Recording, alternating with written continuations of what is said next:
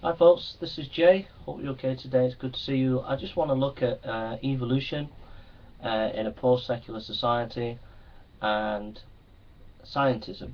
Um, my source for this is an article by Jürgen Habermas, Post-Secular Society, What Does That Mean?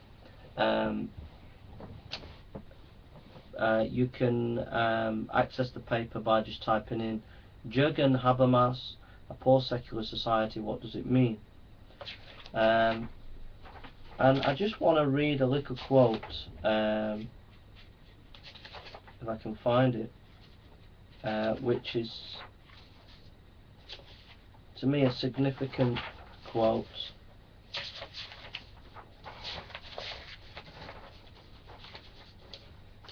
Um,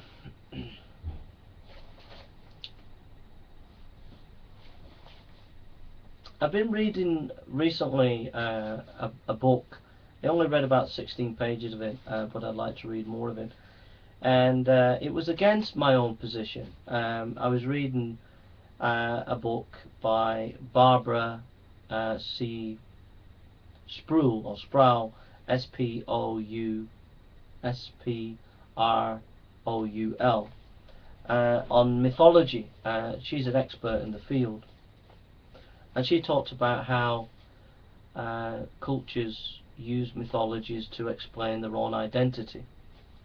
And I was using that to look at mythology, how it worked concerning Noah and the flood, and to be able to be honestly to say to people, look, I believe Noah's flood is not mythology because I've read experts in the field of mythology, and I've read mythological text, and it's different from the Noah's flood scenario. So I was reading that, and she got me thinking, because she said that societies create mythologies in order for them to have an identity. And she says every culture has a mythology. So obviously I thought, having read postmodern stuff, I thought, well, I'll switch it, I'll turn it around. What if that's the case with modern society? What if we as modern people look at ancient societies and say, that's their mythology, but we're the ones who are scientific, we're the ones that have evidence, etc., and we're the ones that know things now. But actually, in reality, we have an image about ourselves as modern people, and actually we are creating mythologies in what we're doing that are actually not rooted in history or facts, but are rooted in our own mythological constructs as modern people. So it got me thinking. So this Jürgen Habermas said this.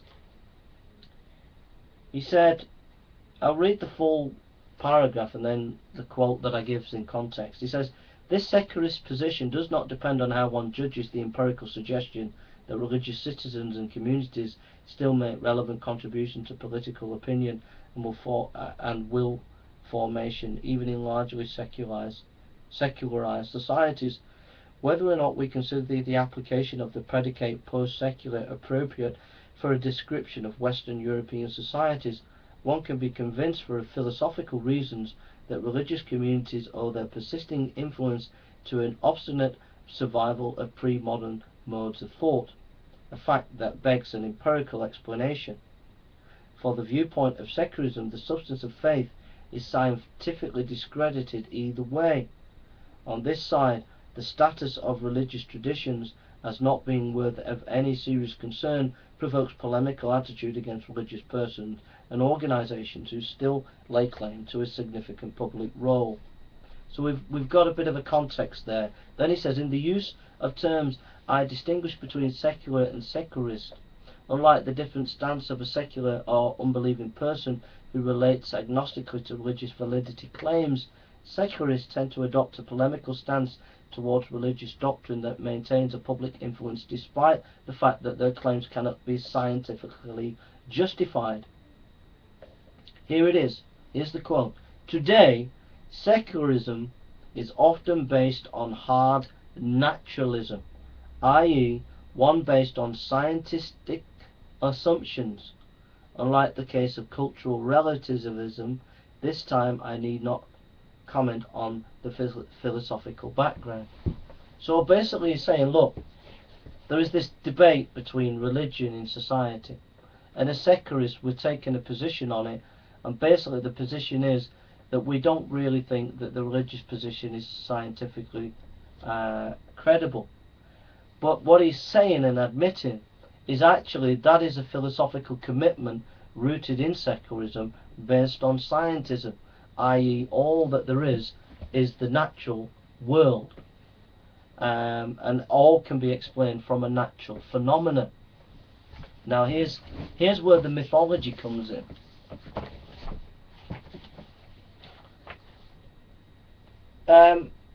In our Western society, Christianity has had a major influence. Whether we like it or not, we can say there were wars in the Western culture. We had the Catholics and the Calvinists fighting each other. We had witch hunts and all this, and so secularists think, well, we don't ever want to go down that road. But the other side of the coin is Western culture did have a powerful impact, was powerfully impacted by Christianity, in the sense that in the Middle Ages there were like 600 hospitals created by Christians. The concepts of love and generosity to strangers and many of the teachings of Christ permeated Western culture and are even here today. So there has been a powerful, massive influence. Even Jürgen Habermas accepts that even our understanding of human rights comes back to the foundation of Judeo-Christianity and Western culture. But at the turn of the Enlightenment, there was a great desire to reject authority and to reject specifically Christianity. So in order to do that, one has to create a new identity.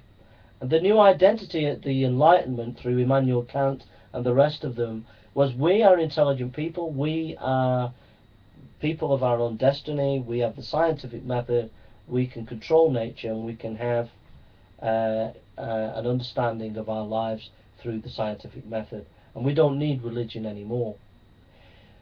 And there was a whole mythology that came with that, in the sense that in the 19th century, society in Victorian England was saying, look, we can now go into the new century, the 20th century, and create a new world, a perfect world based on the scientific method. And this mythology developed. And part of that mythology was saying, look, to buttress that mythology, to keep religion out, evolution was central because it gave the meta-narrative to that mythology. Look, we came from trilobites. Look at these half ape, half man. We came from a lineage right throughout history, going back billions of years, and we've evolved. But now we've evolved to a kind of higher species, and the 20th century we're going to create a new world. We don't need religion. That was the foundation of the mythology, based on the scientism that all there is the natural, and we can explain things from that position. But in the 20th century, it became a nightmare, because the modernist agenda imploded. We had not only the First World War, we had the Second World War. Not only did we have the Second World War, we had the pogroms and the massacres in Stalinist Russia. We had the Vietnam War, we had the Pol Pot massacres, we had the Rwanda massacres. The 20th century was a nightmare. The great things were achieved, but in the 20th century we did let off Hiroshima, etc. And so the modernist program was severely, if not completely, unalterably destroyed. This idea that we with science will sort the world out, the 20th century was a big absolute no-no. Yeah, we can put a man on the moon, but look, We've had the First World War, the Second World War, and other wars in between. It's been a complete and utter mess. That brought a crisis of authority in Western culture, where postmodernism began to revive and hold sway, where where the postmodernists were saying, okay, modernism has collapsed, but we can fill it with postmodernism, be more creative, and play with different. We don't need meta narratives. We can do things in a much more creative way. But there still is this tacit hold on by the modernist, a sort of tentative hold where they're saying, well, we're not going to go down the postmodernist line. We can still do this. Okay, we've got to be more realistic in what we can achieve. But we can still do this. We can, as secularists, we can still make a better society based on the modernist position. We don't have to go into mindless postmodernism. But in order to do that, they still need to maintain the mythology that they can do it. And so evolution is crucial to that. It's crucial because if you say that all there is the natural and we came from the natural, the major world religions are pushed out. They don't get a say in the play of modern society.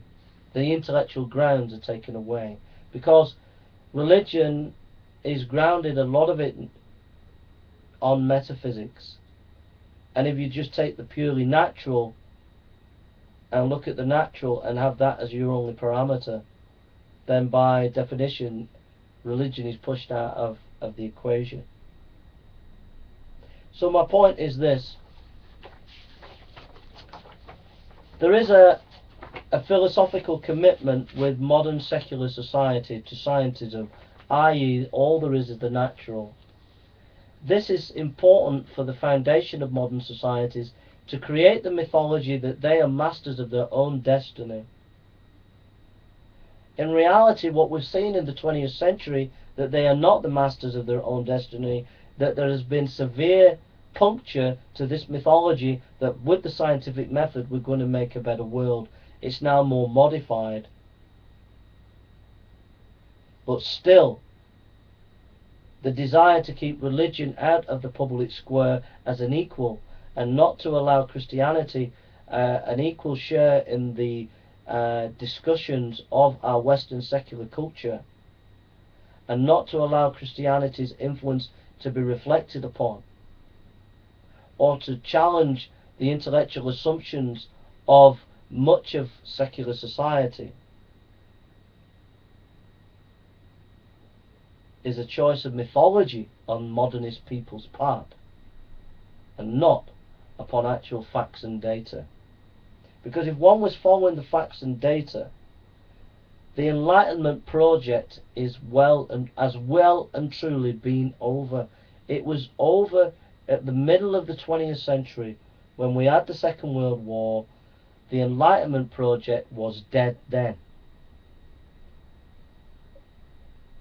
Those who've come after the Second World War are really just not being honest, and have not been willing to go back and reflect upon their own historical contingent flow and look at the Christianity in a new and fresh and vibrant way. But instead they chose to hold on to their mythology. And as they do that, they are being more totalitarian and controlling, because if they, by definition, with their naturalism, it pushes out religion, then you've got to control public discourse. And we've seen that. We've seen that on immigration, for example. How the intellectual elites in Europe, for example, make the issue of immigration much more complex and much more intricate, so that the ordinary people can't follow the discourse. and it's in the hands of the sociologist and the psychologist and the technocrats. In other words, there are techniques that the intellectual elite uses in Europe to prop up its own mythology, to control people, but it's on the basis of a culture, a project, i.e. the modernist project from the Enlightenment, that has failed, and it's being propped up by hierarchical intellectual elites who need some kind of construct underneath to buttress a failed project. Those are my thoughts.